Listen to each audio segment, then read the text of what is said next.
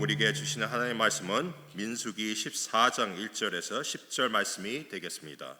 제가 가지고 있는 성경으로는 구약 218페이지에 있는 말씀입니다. 오늘 말씀은 오상필 집사님께서 나오셔서 봉독해 주시겠습니다. 우리 모두 하나님의 말씀 받기 위해 자리에서 일어나시기 바랍니다.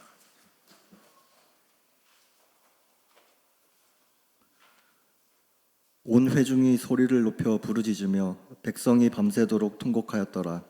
이스라엘 자손이 다 모세와 아론을 원망하며 온 회중이 그들에게 이르되 우리가 애굽 땅에서 죽었거나 이 광야에서 죽었으면 좋았을 것을 어찌하여 여호와가 우리를 그 땅으로 인도하여 칼에 쓰러지게 하려 하는가? 우리 처자가 사로잡히리니 애굽으로 돌아가는 것이 낫지 아니하랴. 이에 서로 말하되 우리가 한 지휘관을 세우고 애굽으로 돌아가자 하매 모세와 아론이 이스라엘 자손의 온 회중 앞에서 엎드린지라. 그 땅을 정탐한 자 중 눈의 아들 여호수아와 여분네의 아들 갈렙이 자기들의 옷을 찢고 이스라엘 자손의 온 회중에게 말하여 이르되 우리가 두루 다니며 정탐한 땅은 심히 아름다운 땅이라.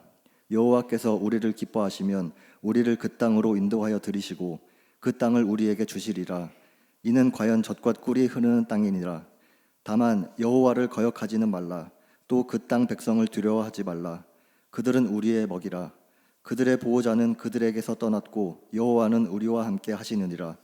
그들을 두려워하지 말라 하나 온 회중이 그들을 돌로 치려 하는데 그때 여호와의 영광이 회막에서 이스라엘 모든 자손에게 나타나시니라. 아멘.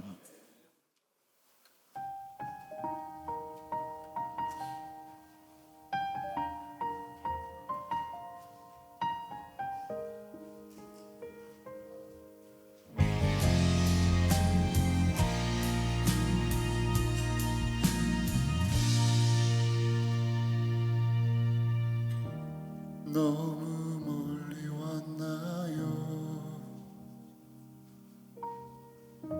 주님께 돌아가기에 사랑의 주님 그 품을 떠나 내 영혼 잃어버린 지금 너무 늦은 건가요? 내 영혼 회복하기에 수많은 죄악 속에 갇혀서 주님을 잃어버린 지금 하지만 내 영혼 주님 기다려요. 변함없는 주님의 사랑에 내 모습 이대로 주께 돌아가요. 나의 손을 잡아주소서. 다시 주님의 얼굴 내 영혼 볼 수 있도록 나를 구원하소서. 다시 주의 임재 가운데 내 영혼 살 수 있도록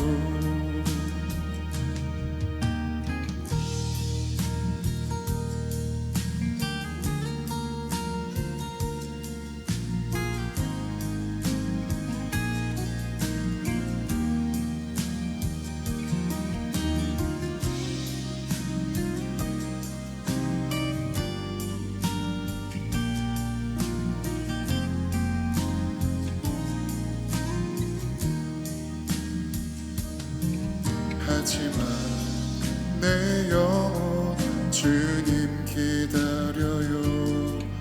변함없는 주님의 사랑에 내 모습 이대로 주께 돌아가요. 나의 손을 잡아주소서. 다시 주님의 영혼 볼 수 있도록 나를 구원하소서. 다시 주의 임재 가운데 내 영혼 살 수 있도록 다시 주님의 얼굴 내 영혼 볼 수 있도록 나를 구원하소서. 다시 주의 임재 가운데 내 영혼 살 수 있도록 다시 주의 임재 가운데 내 영혼 살 수 있도록. 오늘은 하나님의 축복을 받는 사람들이라는 제목으로 목사님께 하나님 말씀을 나누겠습니다. 많은 은혜가 있으시길 바랍니다. 목사님 나오시면 이번에는 할렐루야 외치면서 맞아주시기 바랍니다. 할렐루야. 아멘. 어때 지난 한 주간 잘 지내셨어요? 하루하루 행복하게 사셨습니까? 혹시 월요일은 행복했는데 그리고 화요일은 좀 힘들었는데 그냥 물어보니까 아멘 하시는 건 아니고, 왜 지난주에 부활의 신앙을 가진 그리스도인은 어떤 환경에서도 소망을 잃지 않고 늘 감사와 기쁨으로 살아가게 된다라는 말씀을 받았어요.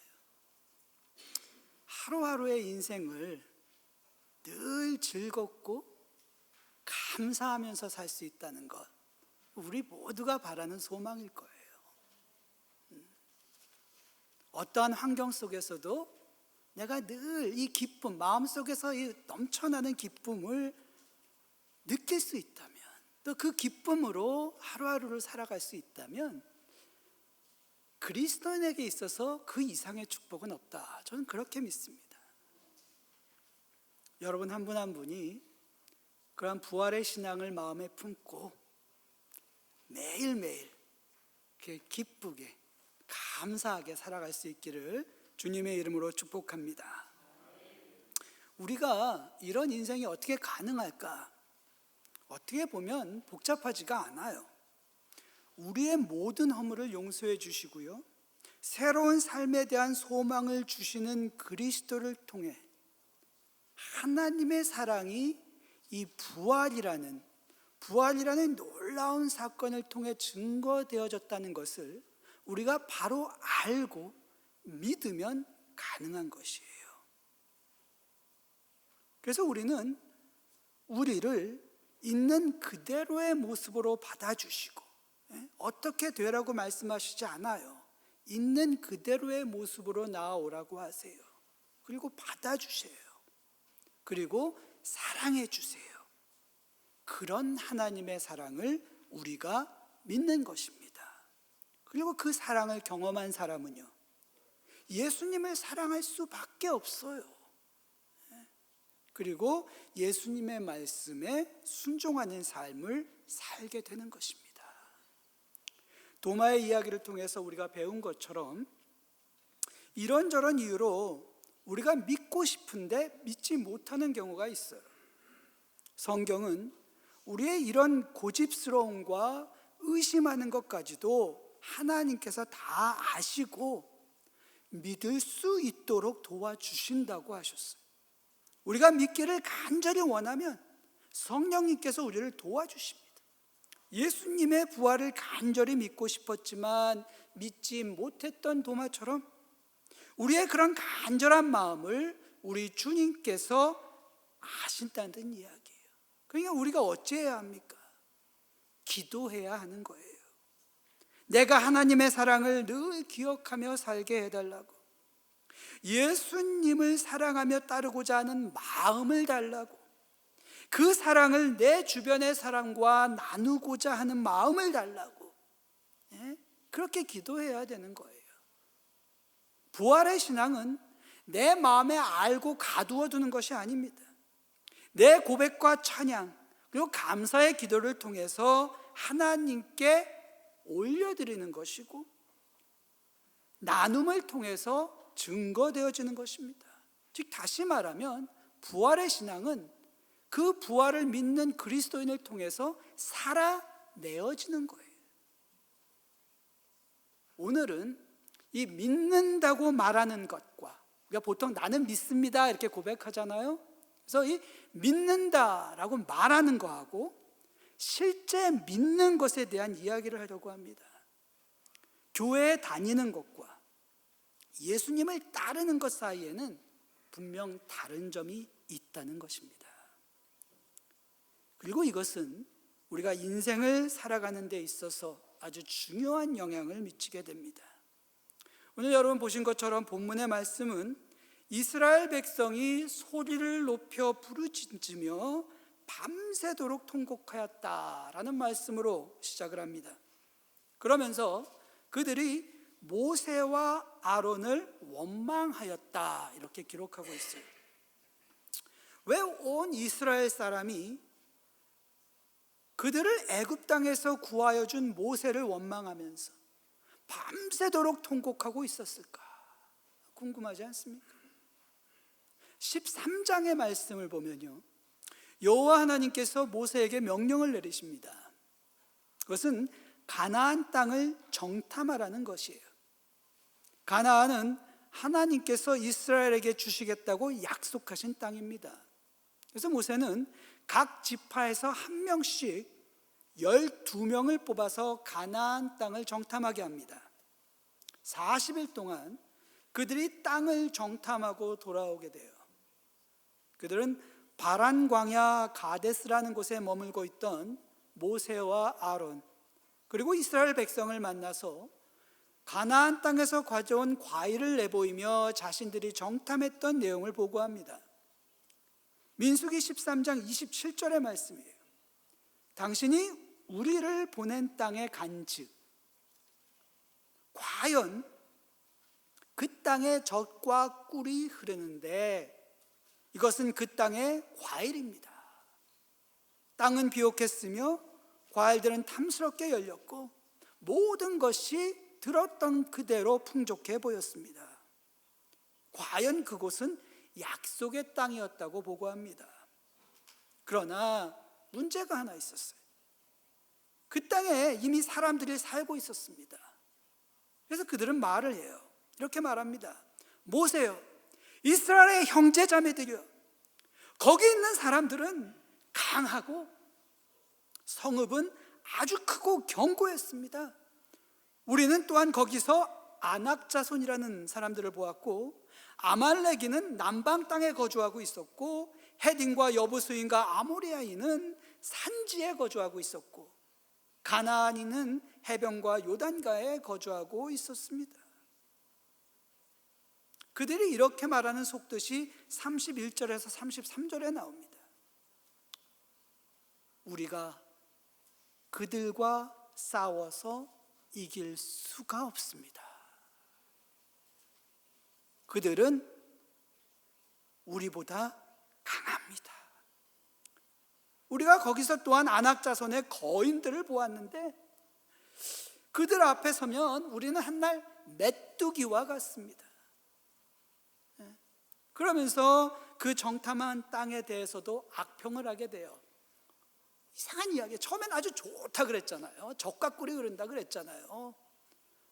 그러면서 그 땅에 이미 살고 있는 사람들이 있고 그 사람들이 엄청 힘이 세고 강해 보이고 이런 얘기를 하던 끝에 이제는 땅 자체에 대해서도 안 좋은 이야기를 하게 되더라는 거예요. 그들이 그곳에 있는 한, 그 사람들이 그곳에 있는 한 갈 수 없다는 거죠. 하나님께서 약속을 해 주셨던 어쨌든 그 땅이 아무리 좋아 보이든 어쨌든 우리가 차지할 수 있는 가능성이 없다는 것입니다. 애굽 땅을 나와서 광야에서 그 고생을 해가며 이곳까지 왔어요. 그런데 하나님께서 주시겠다고 약속하신 그 땅에 엄청 강해 보이는 사람들이 이미 자리를 잡고 있다. 세상 말로 망했다고 느낀 거죠. 망했어. 끝난 거야. 이렇게 생각한 거예요.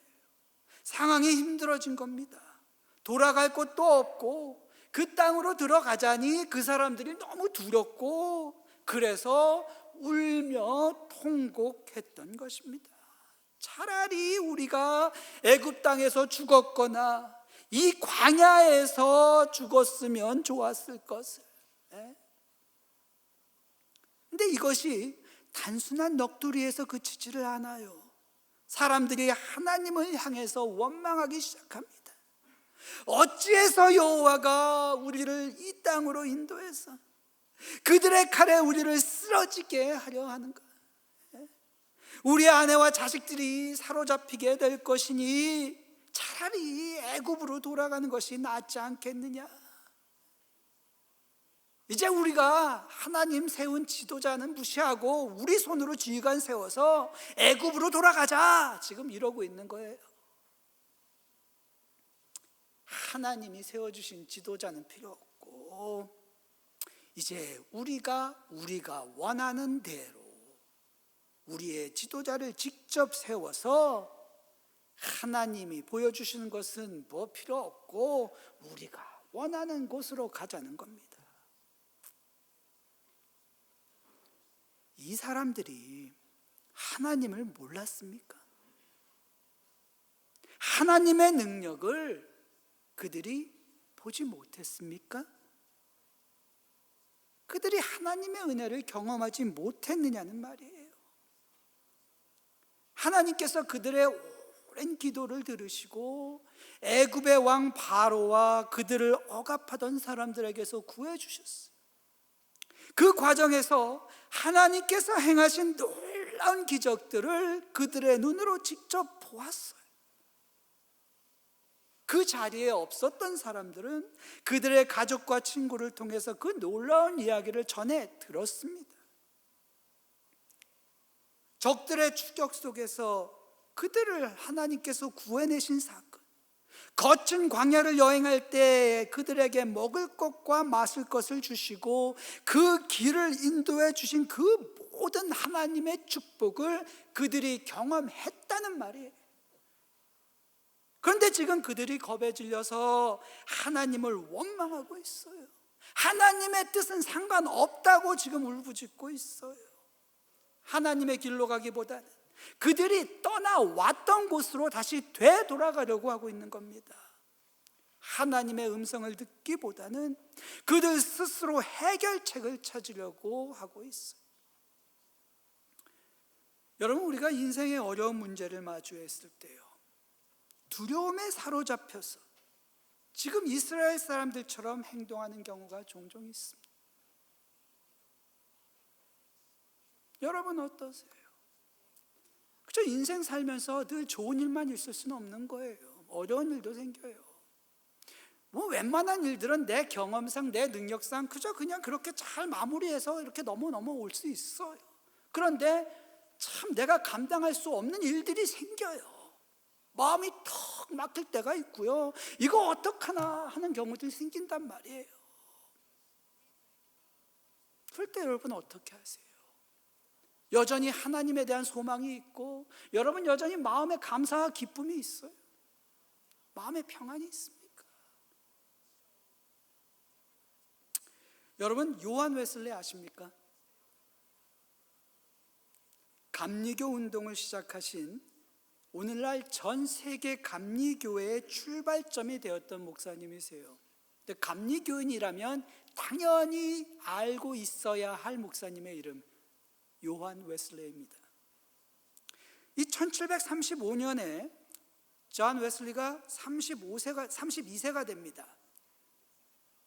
그때 요한 웨슬리가 그의 형제 찰스 웨슬리와 함께 조지아주의 선교사로 지원하게 됩니다.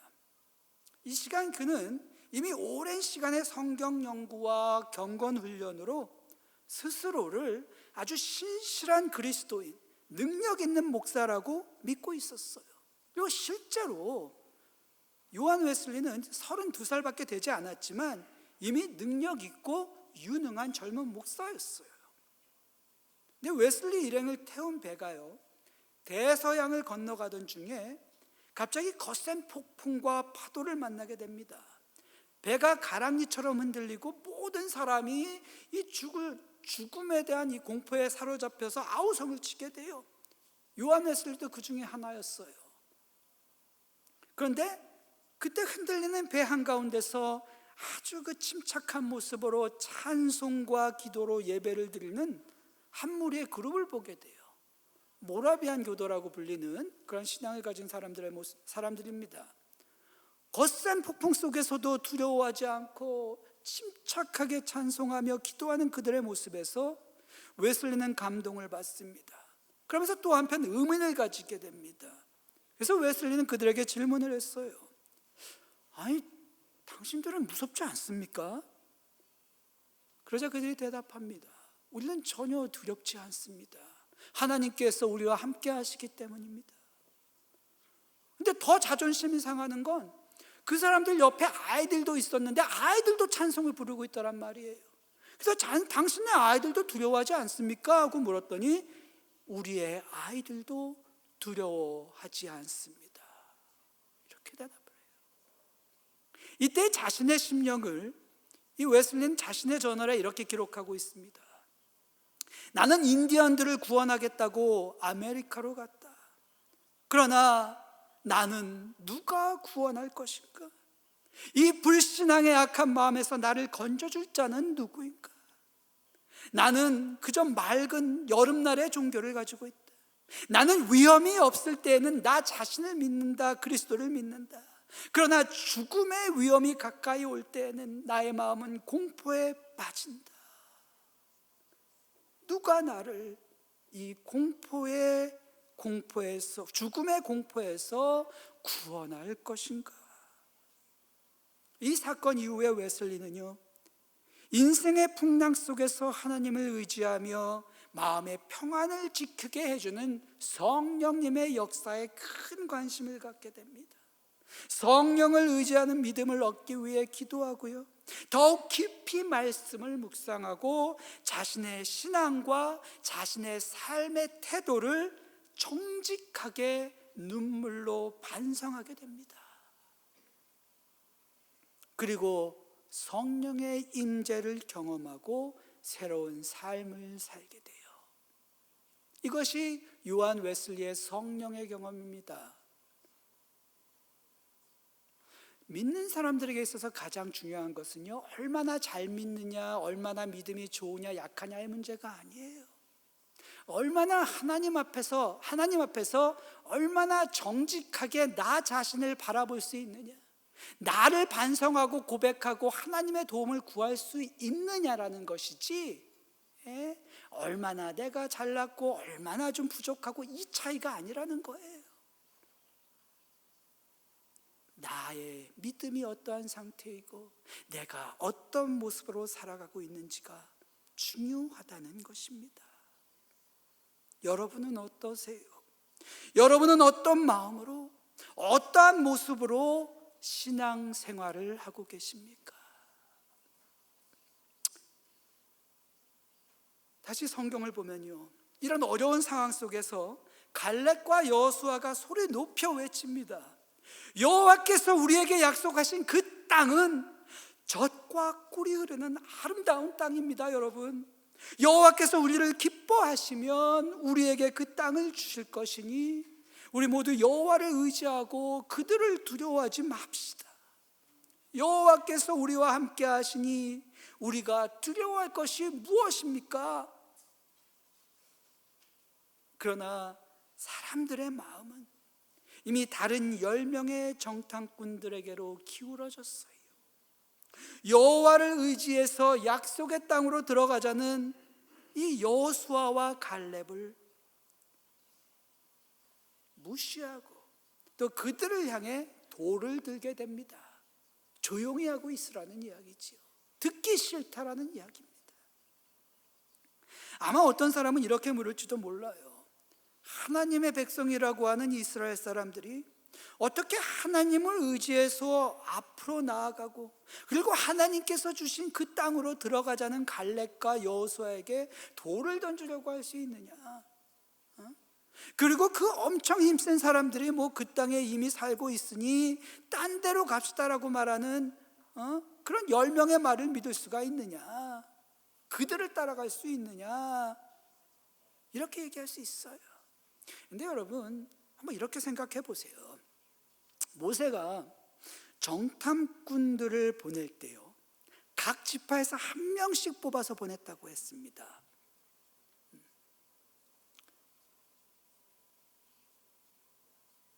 어떤 사람을 뽑았을까요? 아마도 그 지파 사람 중에서 가장 똑똑하고 가장 몸이 빠르고 우수한 사람을 선별해서 보냈을 거예요. 그렇지 않습니까? 야, 아무나 한 명 나와봐, 선착순이야, 이렇게 해서 보내지는 않았을 거란 말이에요. 그만큼 믿을 수 있고 그만큼 능력이 되는 사람을 뽑아서 보냈단 말이에요. 다시 말해서 이 정탐꾼들은요, 이스라엘의 각 지파들을 대표할 만큼 우수한 사람들이었을 거다 하는 말이에요. 12명 가운데서 10명이 가나안 땅에 들어가면 우리는 다 죽는다라는 결론을 내어놓으니까 그런 그들의 목소리에 사람들이 따라가게 되었던 거예요. 이스라엘 백성 전체를 그들이 흔들어 놓을 수 있었다는 겁니다. 이쯤에서 또 한 가지 물음이 생기지 않습니까?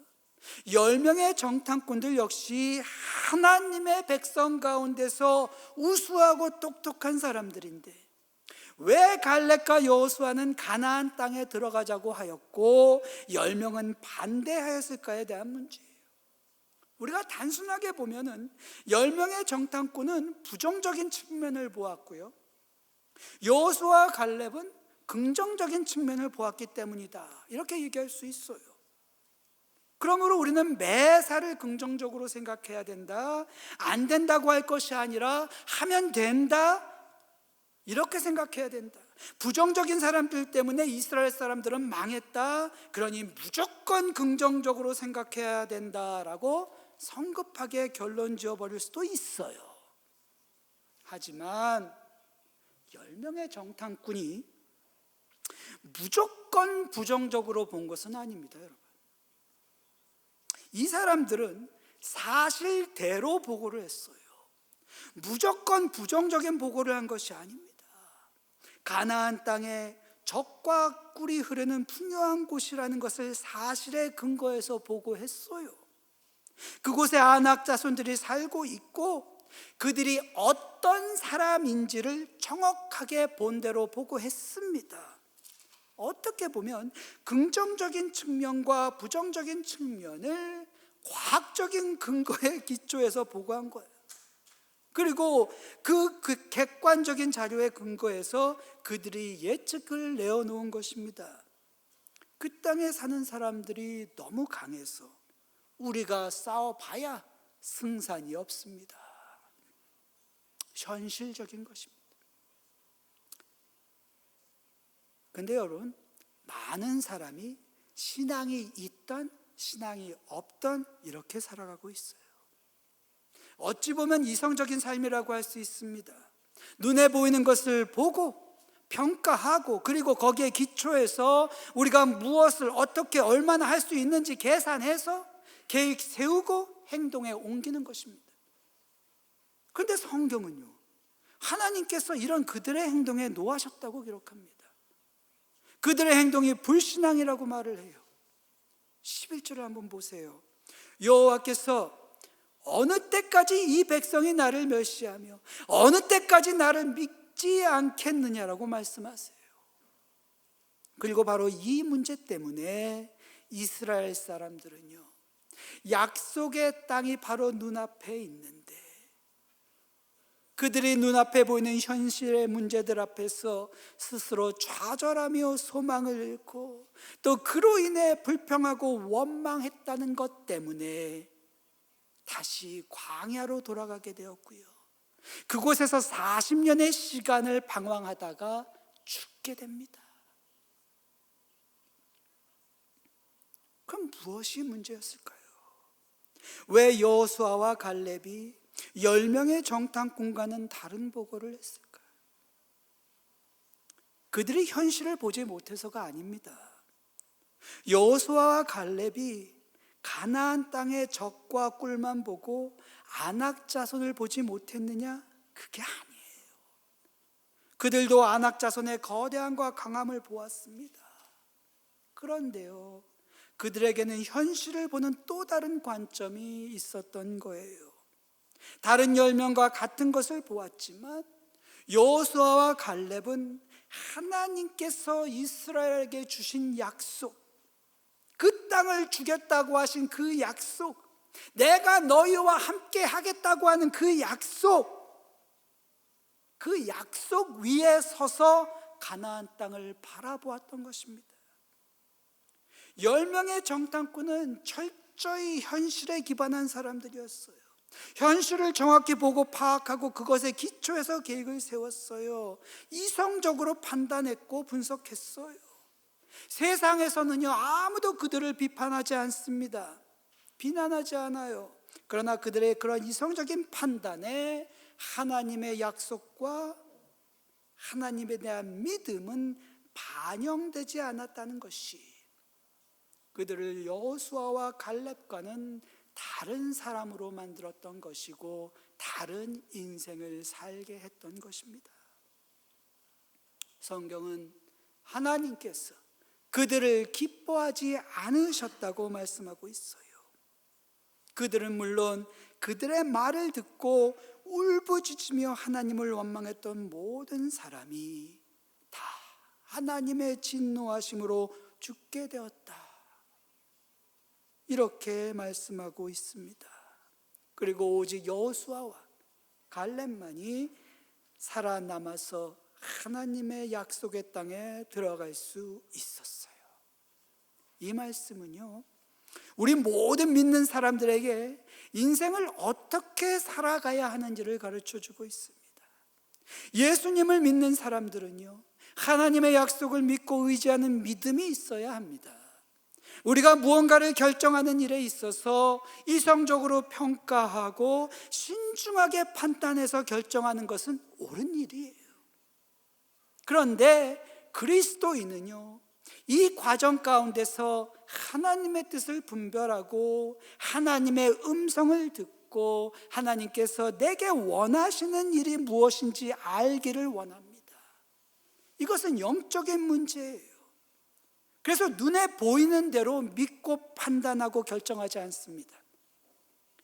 여러분, 계산이 선다라는 말 혹시 아십니까? 뭐 따져보니까, 생각해보니까 이렇게 저렇게 하면 일이 잘 진행되고 해결될 수 있겠다는 확신이 설 때 하는 표현이에요. 조금 어려울 수는 있겠지만 내가 감당할 수 있는 상황인 거예요. 근데 여러분, 그렇지 않은 상황에 처할 때가 있어요. 건강의 문제, 경제적인 문제, 관계의 문제 등 뭐 여러 가지 있을 수가 있어요. 내가 무엇을 할 수 있을까를 생각하고 그 생각에 기대서 무언가를 하려고 해요. 그런데 해결할 수가 없어요. 마음의 불안과 두려움이 찾아옵니다. 이 상황을 벗어나고 싶다는 생각이 들 때 우리는 절망감에 사로잡히게 됩니다. 근데 그리스도인은요, 자신의 능력만으로 인생을 살지 않습니다.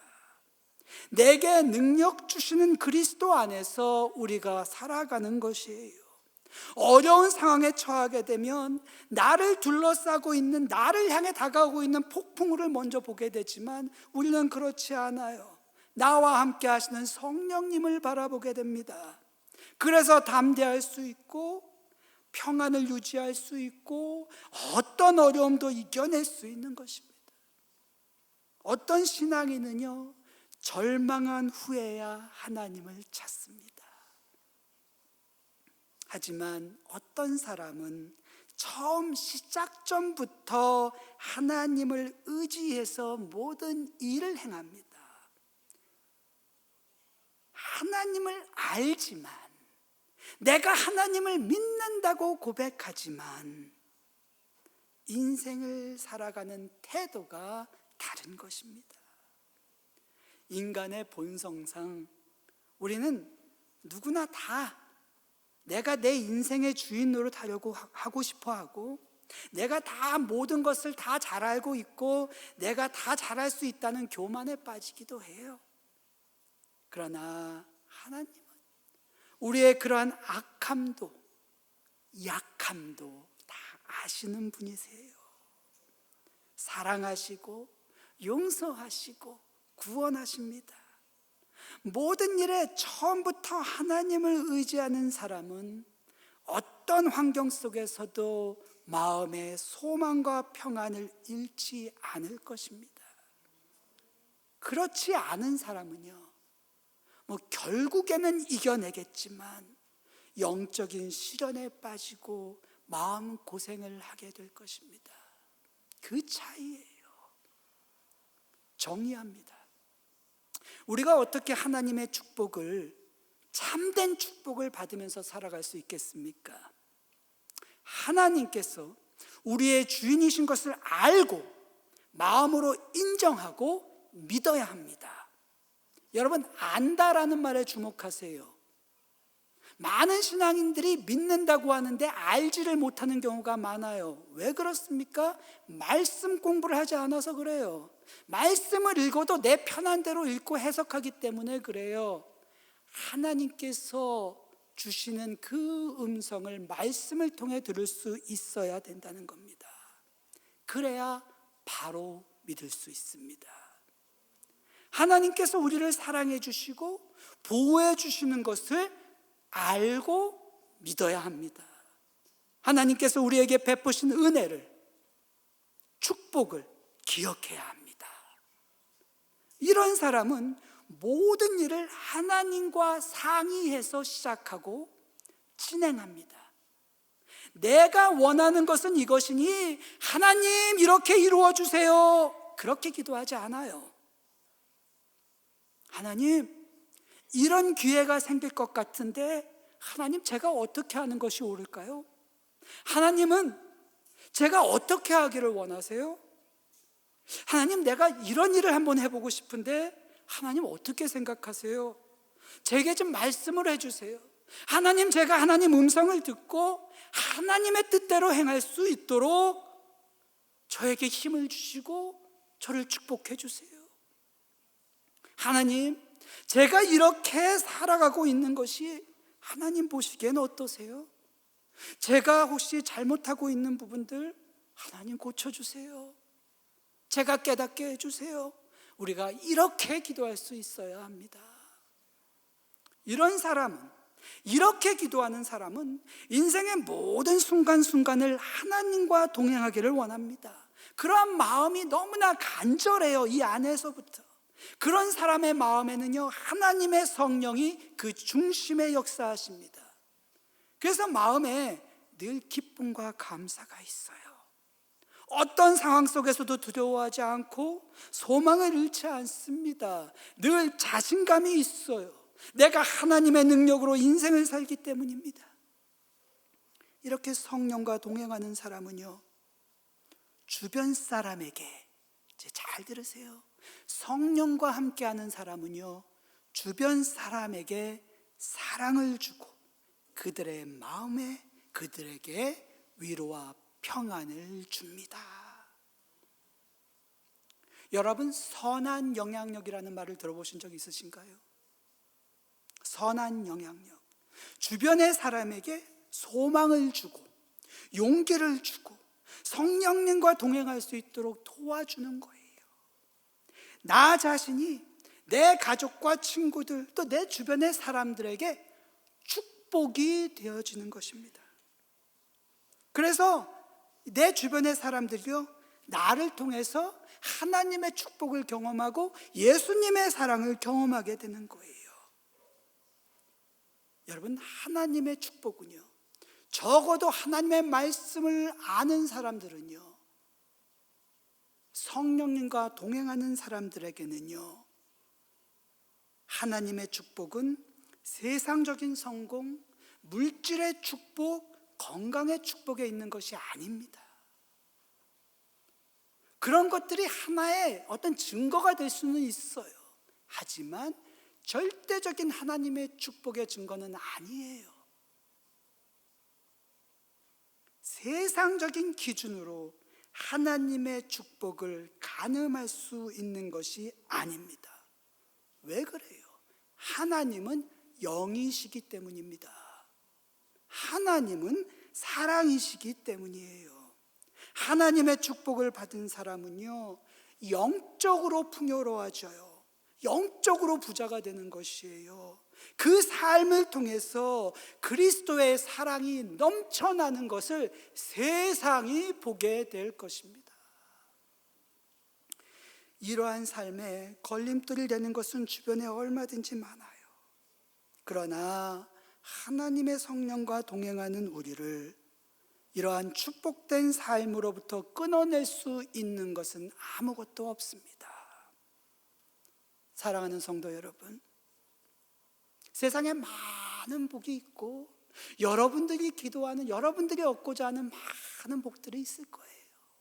그러나 하나님 주시는 참된 축복, 영적인 축복, 하나님의 성령과 동행하는 축복을 여러분들이 이 땅에서 누리실 수 있기를 주님의 이름으로 축복합니다.